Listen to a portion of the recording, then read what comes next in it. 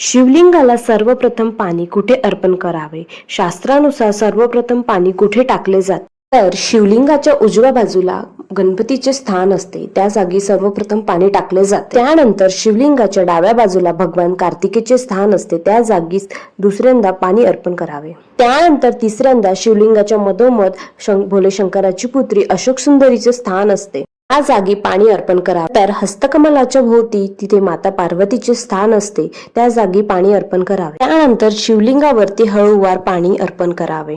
पिंडीवर पाणी अर्पण केलेलं पाणी जिथनं वाहत जाते तिथे 33 कोटी देवांगणाचं स्थान आहे, त्या जागी पाणी अर्पण करावे. अशा प्रकारे शिवलिंगावर सर्वप्रथम गणपतीला, दुसरं कार्तिकेला, तिसरं अशोक सुंदरीला आणि चौथं माता पार्वतीला हस्तकमलाच्या भोवती. तर शिवलिंगावर अशा प्रकारे जल अर्पण केल्याने चे प्रभावी फायदे आपल्याला होत असतात. जर जल अर्पण करत आहे तर याच पद्धतीने जल अर्पण करणे शिवलिंगाला योग्य मानले जाते.